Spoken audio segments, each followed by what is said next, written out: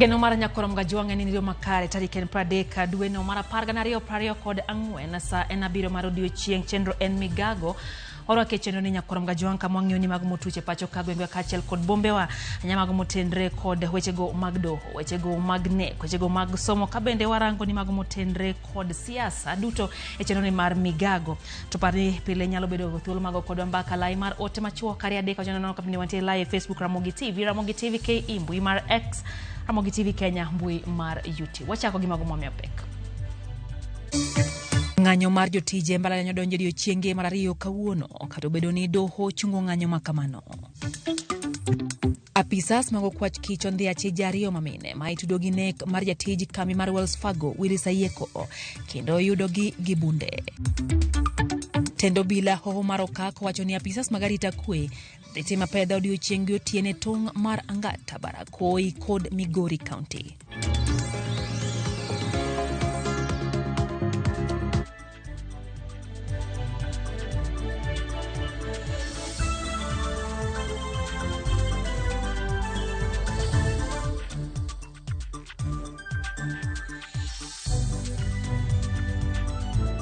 Machiegni nyakorom gajuang chenro en migago nyinga Lydia Pokeyo. Jopuonje mang mbalariany ma Machakos oriwore gi jowetegi mamoko e bago ng'anyo mar sundo sirikal mondo mi omedgi osara kaka ne osingnegi. Kotene gi jagoro mar mar Wasu bada Machakos Martin Kasina giwacho ni gibago ng'anyo nikech sirikal orem kete tim winjruok mar mane gichopoe ni obiro medgi osara gi atamalo 7 nyaka 10. Emmanuel Yogo ma en jatend jopuonjre mag mbalariany ma Machakos wacho ni ng'anyo mar jopuonj medo gini diero ne jopuonjre ka omedo ni jopuonjre go osechulo pesa mag udi magidakie kendo ng'iewo chiemo to onge somo madhi mbele. Okwa sirikal mondo mi oyie ochul jopuonjre kaka jopuonjre kaka ne giwinjore mondo mi chenro mag somo dhi nyime. Leviso Muse man jagoro mar riwruok jopuonjre ma mbalariany go to kama chielo wacho ni jopuonjre go no serem chope klas kuom dwe achiel. So we are very disappointed and we really want the government to take a swift move so that the lecturers go back to classes. We don't want our term dates to be interfered with. Tumekuja kurealize that majority of the classes wanafunzi waendi, lecturers hawakuji classes. Even students are forced to get out of classes. Some of them wamemiss cuts. Na policies za shule ni 75% of the studies. And right away kulikuwa na almost 1 month students hawajaingia classes. And kwa sasa hivi tena ndio hii mgomo umeanza. So sisi kama wanafunzi tunataka serikali ishughulikie hii maneno haraka. There was a clause that said they were to increase the basic salary for all university workers by 10% from grade 10 to 12 and 7% from grade 13 to 15. But government has come up with another figure which does not amount to that percentage which they committed to. Therefore, after meeting with the government, they seemed not to change a bunch. And we have said we are not going to accept any other finger but what is signed in the return to work formula. Lakteche kaunti ya Baringo bago ng'anyo kagidwaro mondo mi omedgi lemo e tije magitie kaunti no. Hagiloso gi jofwambo jagoro maduong' mar riwruog lakteche KMPDU bade ma North Rift Laktar Kamonzi Mulei wacho ni sirikand kaunti ya Baringo oseremo winjo dwaro margi kendo buogo ni jotuo biro chenro mag thieth e kaunti no chakre kawuono. Omedo ni ne gichwalo milome mandala 7 mar bago ng'anyo to kata kamano sirikand kaunti ya Baringo ne okodwoko gi gino manomiyo koro gibago ng'anyo makamano. Laktar Daniel Demusik ma en jalup jagoro mar riwruog lakteche bade ma North Rift bende okwayo migawo mar thieth mowacho ni otelne gi lakteche mondo mi okene ratich lakteche.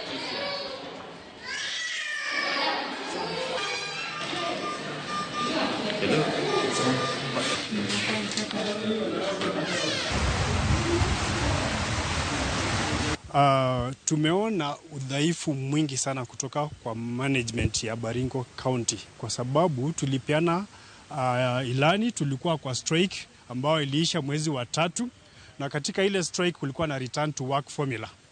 Na hiyo return work formula ilikuwa inaagizia mambo ya kupandishwa vyeo, promotions, mambo ya insurance cover for all the healthcare workers including doctors. Lakini hii county wamekataa kufanya yale mambo. Tukakuja tukawaitisha mkutano ambao wamekuwa wakisongesha. Tunafaa kukutana leo, wanatafuta sababu yoyote ya kutokutana na sisi madaktari ambao ni viongozi wa madaktari. Tafadhali, kama nyinyi ni madaktari, angalia maslahi ya madaktari. Haiwezekani kuwa wewe ni daktari na wewe unachangia kule kunyanyaza madaktari wenzako. Tunapatia ilani ya kwamba hii strike itaendelea hadi wa county wafanya ambao wafanya promotion. Ikibidi tutashika wa raia, tunaleta raia, tunaandamana na raia kwa sababu raia ndio wanaumia. Tendo bilai humaro kaka wachoni apisas magarita kuwede tima pedha odiochiengo tiene tong marangata barigoi kod migori maneno nene kamaro ganda gwengego lweny kachiel kod ketho mwandu ganda hutieki. Commissioner mochungne humaro kaka Regional Commissioner Abdi Hassan no loso bang yuoro eromo kod jodongo mag counties ariyogo wachoni ntiere dwaro mondo mi counties ariyogo obed piny kendo ket okenge madhi tieko lweny mar laro puodho maromo hekalo 4. Hassan Beneno kwayo gi mondo mi giti kamoro achiel gi jota arita kwe maonge koko mora mora. Yale matatizo mengine ambayo wametaja tunayashughulikia, na kwa hivyo tumeweka mikakati na mikakati hayo itaonekana. There is no room for criminals to roam around pretending to be engaging in all these things. No one has defeated government. So we shall deal with them the way inatakikana. Kwa hivyo mimi sitaki kufocus sana kwa sababu tutaenda kukutana na wenzetu ili tuweze kuhakikisha ya kwamba wananchi wanaishi kwa amani katika sehemu hii. Moko mapisas magarita kwe county Manande hiseyo kuom tiyo kanyakla gi jonyuo kuong mai uso tok chik gino mosebedo kang'iko chenro mar kedo gi kuong mai uso tok chik e county no. Kane giwuoyo kinde tima pedha ne kuongo e location ma Kamruguyo e kar chung'od bura ma Chemusei, apisa mag loch nanga wacho ni kata obedo ni achich manoyudo noringo lal to ne gimako kuong maromo lita 207 mag chang'a. Jalup ruoth mar gweng'no Emily Cherono Kurga to wacho ni jogweng'no ywak ne apisa magarita kuom miyo jo halago milome ka obila ma tima pedha biro ka gisingo dhi mbele gi tima pedha makamano.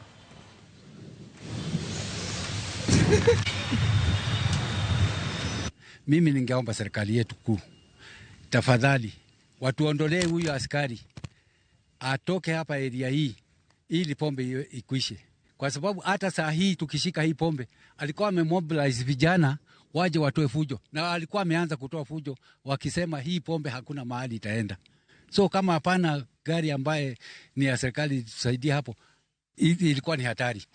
Si pombe ambayo inapikwa katika maeria zetu. Katika area zetu sisi tumefight illicit brew ambayo wamama wanapiga ambayo inatransportiwa. Hii ndio inatumalizia watoto. Kama assistant chief ningeomba serikali yetu itusaidie katika poda pala ambapo hii pombe inatokezea. Waweze kutufungia ndio maana hii pombe iishe na watoto wapate kwenda shule na pia hata na wasasi wetu wapate kuacha pombe na kutafuta karo ya watoto. Na tulipotoka kwenda tunataka kunyang'anya hiyo pombe, still huyu askari bado anazuia. Yaani anataka hiyo kijana atoroke na hiyo pombe. Sasa inatukera sana kama askari ambaye anataka atusaidie na ndio anazuia pombe iendelee hivyo. Sijui, naomba kabisa serikali itusaidie. Yorok mapeko mienje chiro matoy kadak makibra kinde manejo halago bago yiero mag jotelo mabiro makole pogore. Kwethari osebedo kayuare witelo mar chiro no kuom thuolo malach ne ojimbo tulo mokalo kinde yiero no. Kweth machielo oramone yiero obalo kod chik mar chiro kendo gipuodhe katanade. Kweth machielo chung' motegno kendo bago yiero. Yiero no osebage muskiti matoi kendo gino manonyuolo paro modhuro nochuno bila obi machiegni mar gawo rawere maneri kosechako lweny motenre kod yiero makamago.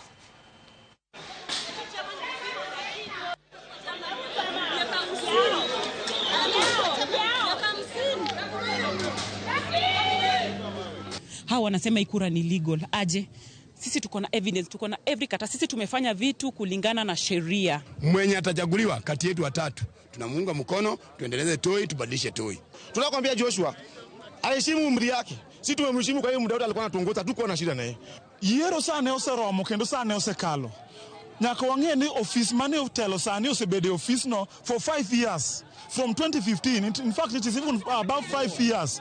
And constitution mar Toi ka wacho ni election owinjo bed ni itimo after every 3 years. Koro ka ng'ato wacho ni pok oromo sa yiero, en to dwaro ni mondo yier karang'o. Kamano muono abod mondo ng'e ni jachiro wadwe mago kura kata dhigo kura ne ng'a onge.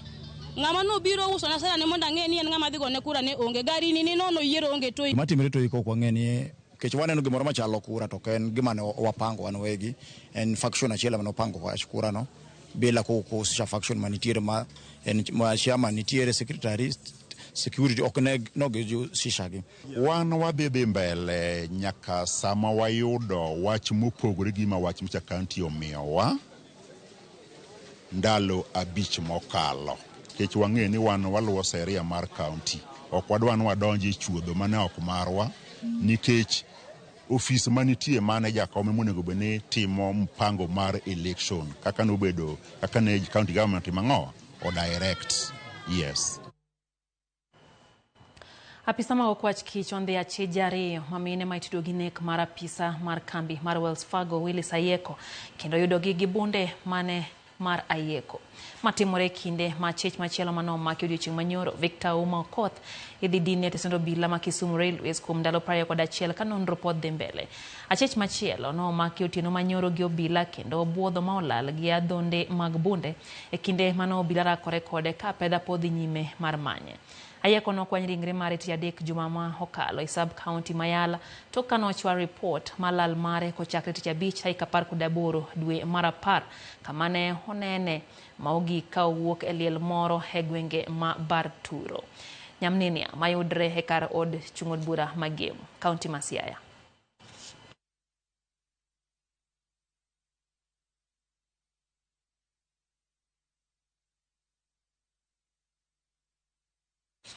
Bero mar ringre manoyudi koro oyangore ni en marawera moro ma jahigni 17 ne ochiele kod magine kadak mama Weni gwenge ma Malindi county ma Kilifi.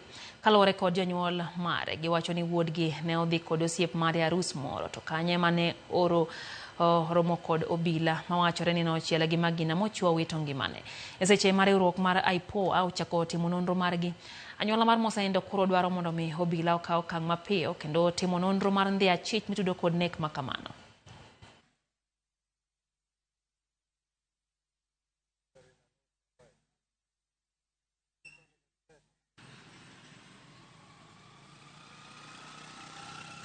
Nashika sana kwa mtoto wangu, alikuwa ameenda harusini na wenzake.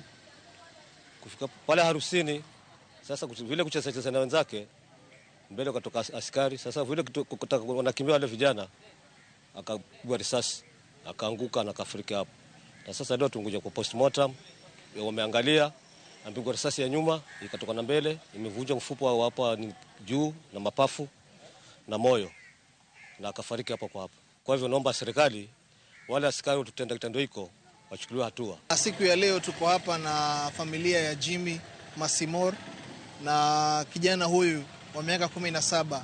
Kwetu kama shirika la Haki Afrika ni kusema ya kwamba tunaomba IPOA waingilie kati swala hili. Tulikuwa na wao wa investigate wale police officers ambao wametumia bunduki zao ili tuweze kupata haki kwa familia.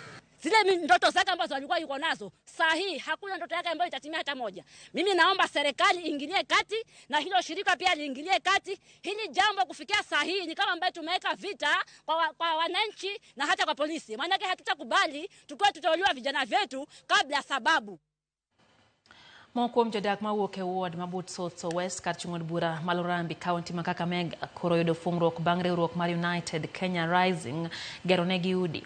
Kano weromo mano yuore kod jogo ma hidhi gednegi Nelson Aida ma en jatelo maduong' Riwruok ma United Kenya Rising owacho ni chenro no madhi mbele kaunti ma Kakamega gi Vihiga geto gero udi ne anyuola 30 ma yuto gene piny. Ruoth ma Butsoso East Justus Mukoshi opuo okang' ma kamano kowacho ni odhi konyo jogo maonge gi kuonde jot. Bende okwayo jogo mang'won mondo mi onywak lwedo e bero chal mar oganda. So kulingana na vile ambavyo serikali inatoa mark. Now, kama serikali inasema hivi, sisi kata mark yetu fulani na hata kama ni nyumba kidogo, lakini iwe katika mazingira mazuri ambayo familia inaweza kuishi kwa pamoja, kuzuia watoto kutoka hiyo boma kwenda kwa street ama kwenda kwa CCIs, kwenda kwa orphanages, waweze kuishi pamoja katika jamii wakiishi vizuri. Na ndio maana baada ya kujenga hiyo nyumba hatumalizi hapo peke yake. Tunahakikisha kwamba watoto wameenda shuleni, waende kusoma. Ndio maana tuko na program ya department ya education. Ndio maana tena wakati ambao wanaenda shuleni na kujenga hiyo nyumba inafaa kule, na ndio maana tuko na idara ya agriculture, kilimo, washughulikia watu waweze kupata chakula katika hiyo nyumba. Wako na system ambayo ametumia ambayo imekuwa ya haki na ya wazi ya kuhakikisha kwamba zile jamii ambazo ziko na shida humu 30 of them zimechukuliwa, na leo hivi wamekuja kwa mafunzo, kuanza mafunzo ili waweze kuelewa ni njia gani watasaidiwa ili kuhakikisha kwamba jamii iko sawa sawa. Ya demand iko juu, vile tunaona ni kwamba tunaomba pia kama kuna partners wengine huku nje ambao wangependa kusaidia katika kuhakikisha kwamba jamii inakaa sawa sawa, wanakaribishwa.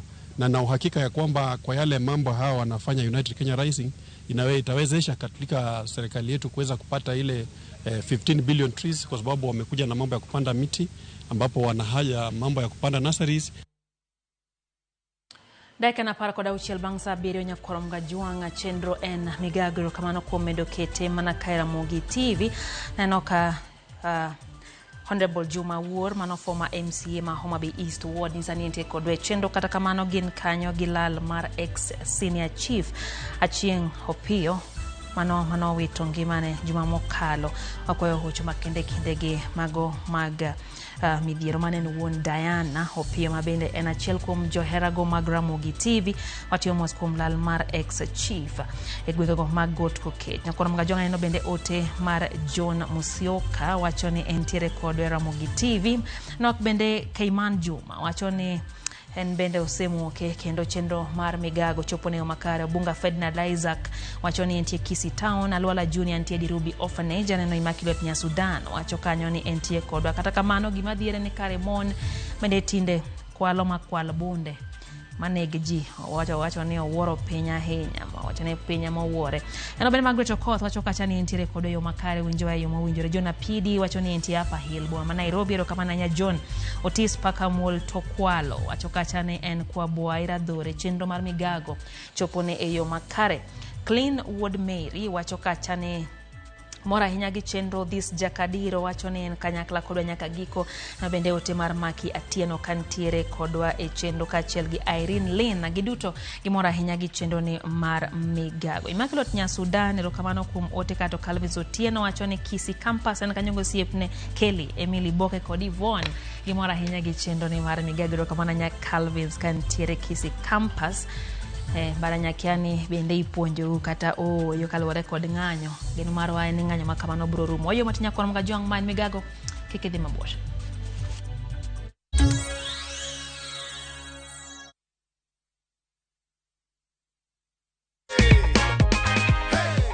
Umepanga matumizi hii pesa? Kuna school fees imenilemea kidogo na kwa biashara yangu nitai boost.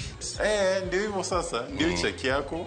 Yes. Unazambia nini watu nyumbani juu ya story? Waendelee kucheza hii mchezo, ni ya ukweli kabisa na wao watashinda. Si hata wanaweza shinda. Yeah. Na kwa hiyo story na kuongezea hapa goodie bag. Hata tuambiangi watu ni nini ndio iko ndani. Ndio wao pia wajipange.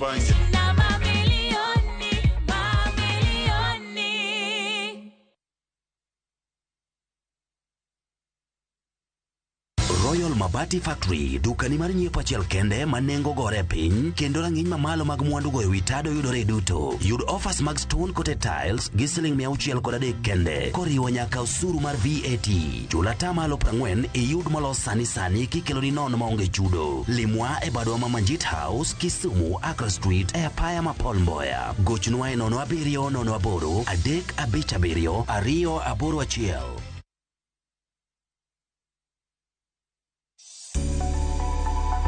Kata ka ong'ad, kata owang'o.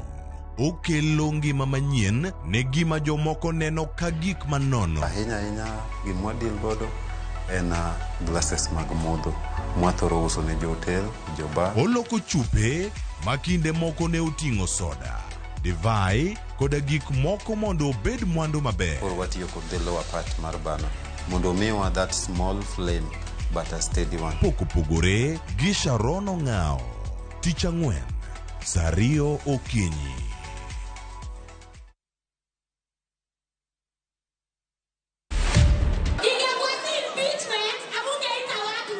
Mbona hiyo time ya mambo ya airport wako tuita tukae chini? Kozi saa hii president na mdogo wake wamekosana. Wacha walinizimia hiyo mic. Ningewapasha proper. Tunapikianga watoto na ndio tukama na hiyo kitu ile ukipita mtu hii. Auntie nibaie. To watch this story and more, download the Citizen Digital app today. Kenya's #1 app, Citizen Digital.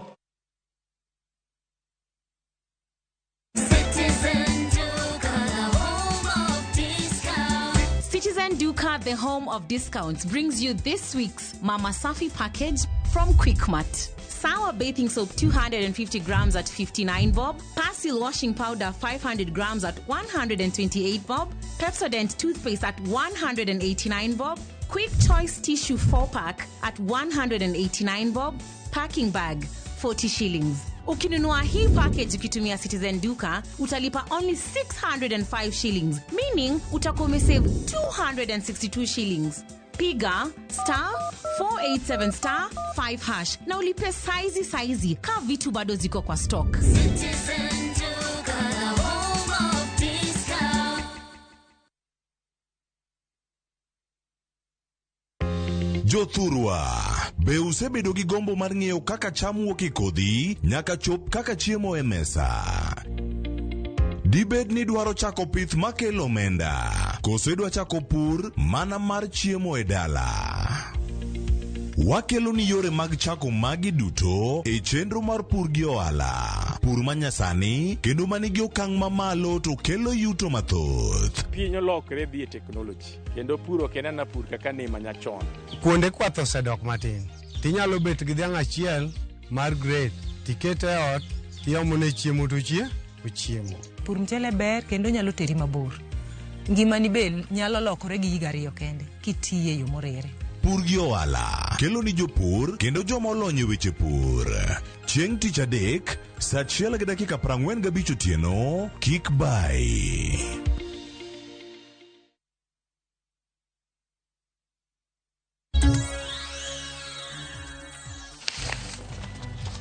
Machiegni kendo nyakwar mga jwang' chenro en migago wadhi mbele gi weche manyien.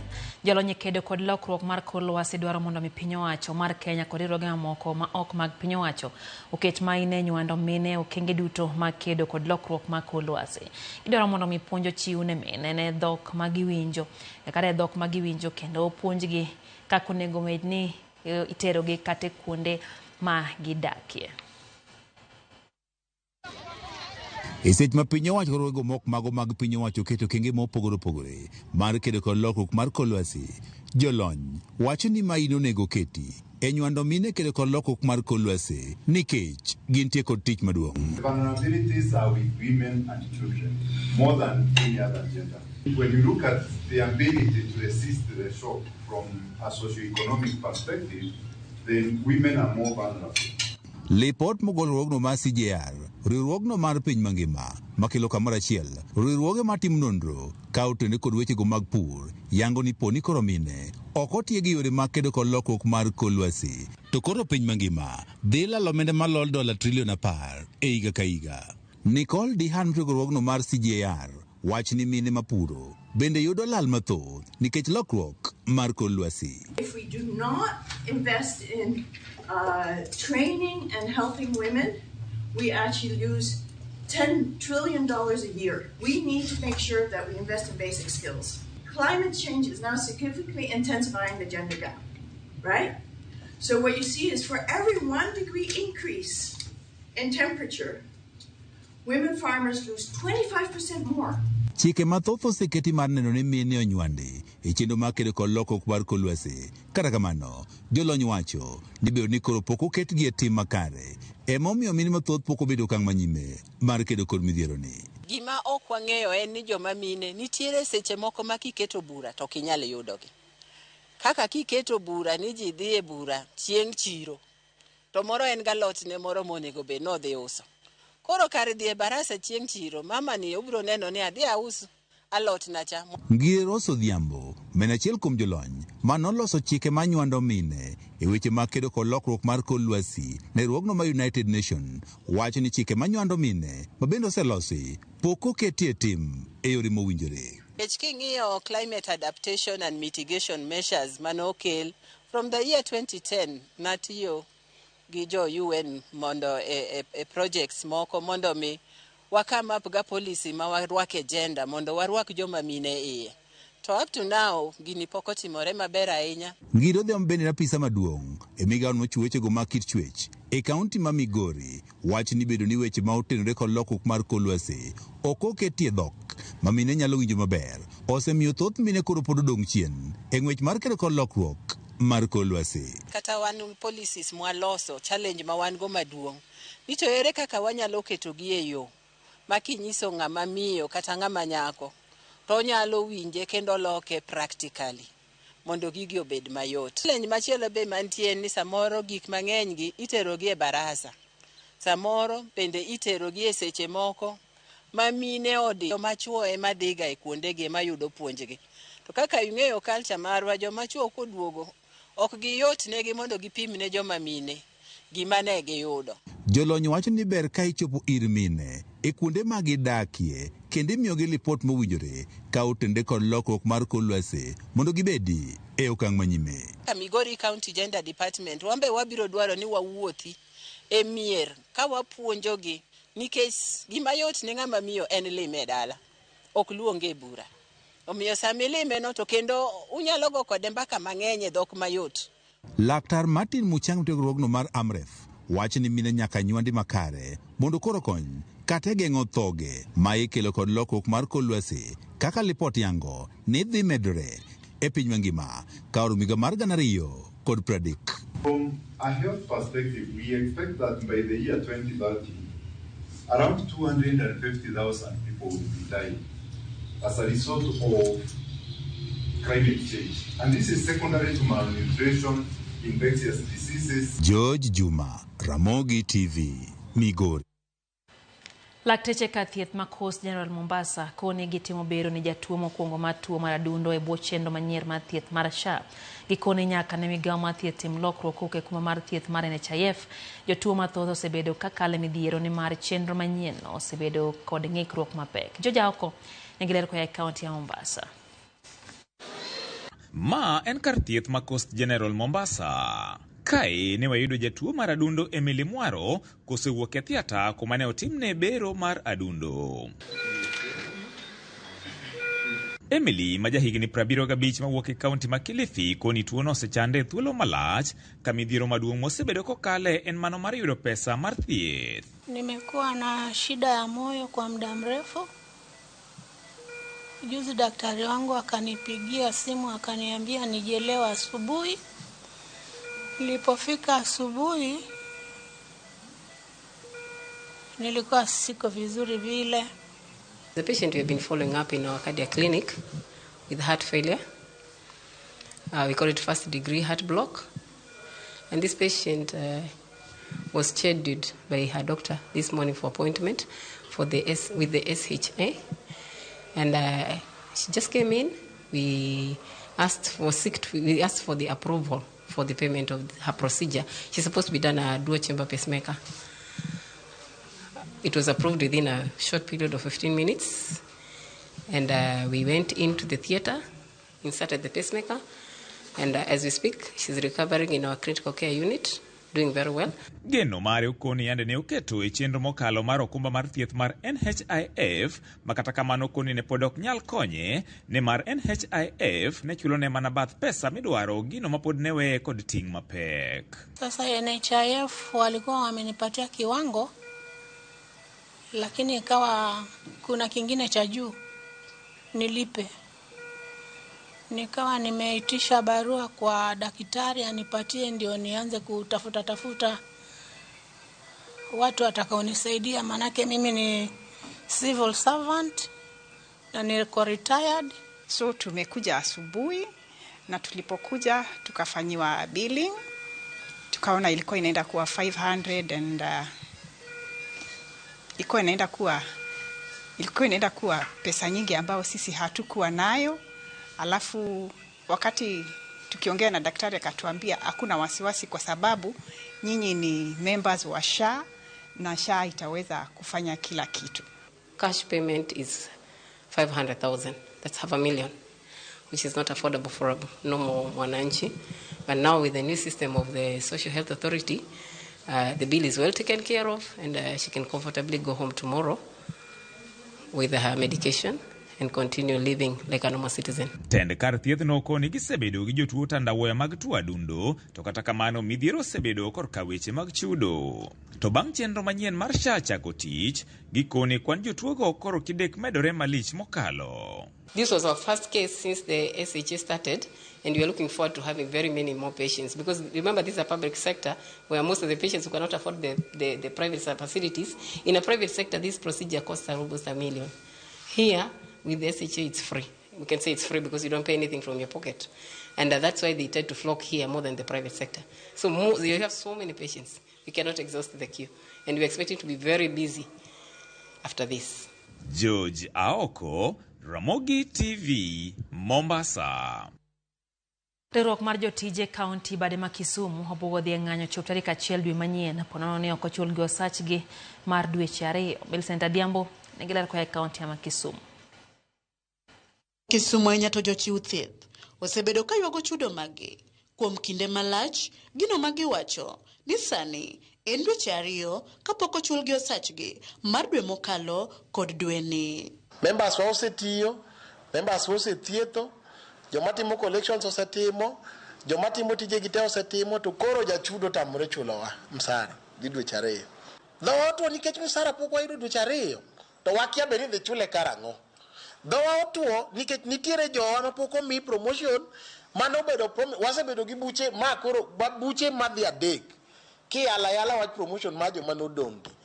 Gima tamore ok wang'eyo. Wach mar confirmation mar jowa. And I watch very clearly, ni jogi kok nyal bedo confirmed. Then the county onyiso what they want to do with them, nikech wan gi shortage, waonge gi jothieth moromo. Gichuny malit, gipenjore gima omiyo kaunti ma Kisumu ok chop gadwachgi mar chulo gi wang' sa kaka counties mamoko. En wach malit ahinya, ma kama wantie ni wakuyo. Pesa miwachogi, pesa nyodonjo, kar mondo chulwa, to kore divert attention on this CFO ni ejela. To kata ka CFO ni ejela, onge ng'ama nyalo sign on his behalf. To kok ng'ato nyalo sign on his behalf, he can work from jail so that our workers are paid. Wawacho ni kochopo Tich Abich, health workers and non-health workers dhi wuok oko mondo manyo sara, mano mokwongo. To mar ariyo, mondo piny ong'e ni Kisumu dagi chulo ji msara, to jomoko to chulo. Penjo ni pile, joma chulo gi to golo kure. Bende giyango ni gisebedo e rombe nyading'eny kod tend kaunti ma Kisumu. Kata kamano, rombe makamago pok onyuolo negi olemo moro amora gi buono mar ng'anyo ne tich chop tarik 1 dwe manyien. Ne wan gi meeting aparo ni juma mokalo gi the deputy governor, and no chiwo assurance mowacho ni weche ma chandowa gi idhi losi gi the executive. Ne wang'eyo ni ka meeting no ji nowuoke to wase meet executive koro weche dhi mabeyo. To chalo mana gima mane mana lipsa ne nambaka tarik 1 dwe manyien kapok wayudo our pending salaries for the 2 months. Osara mag dwe mar 9 gi dwe mar 10 dhi chunowa, ok en gima wahero mondo koro walor facilities completely. Koro ng'e maber ni kochopo Tich Abich kapok ochulo osara, thousands of workers including health workers and non-health workers dhi wuok oko mondo manyo osara. Gikwayo jotelo mane giyiero e lemo mopogore mag siasa, ahinya to lemo mar seneta, mondo koro wuog oko mapiyo okonygi e weche machandogi e sekta mar thieth kod jotije kaunti. Omiyo wakwayo jo piny Kisumu County specifically mondo gichungi health workers, gichungi county government workers esa mar kuyo machalo kama. Wadwa ni the senator come on board nikech senator wan go Kisumu County ka. One of the responsibilities of the senator is to ensure ni oversee gik matimre county. The senator is quiet. Why is he quiet? Millicent Adhiambo, Ramogi TV, Kisumu County. Kwaramunga jonge ni kinde machielo mwalimu gwenge opogore mar yango umbgi kod sigana margi. Kawuono jafo mara Millicent Adhiambo limo gweng majimo onyuongo e sub county Manyakach e Kisumu County kendo kelo ni nonro mare yo machal kod ma.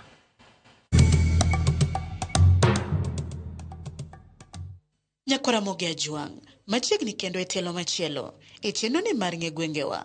Jumani, kalapapla wa mar ng'e gwenge, podonjonore mana e county ma Kisumu, kuma owuok, e sub county ma Seme, Ofuyo, ma obiro piyo, e gweng, maongere kaka jimo onyuongo, e sub county Manyakach. Nyakora Ramogi, ageno ni sewinjo ni nitie kamiluongo ni jimo onyuongo, ainya, to ka Ruth Nyajimo lando ga pile, sama utimo chenro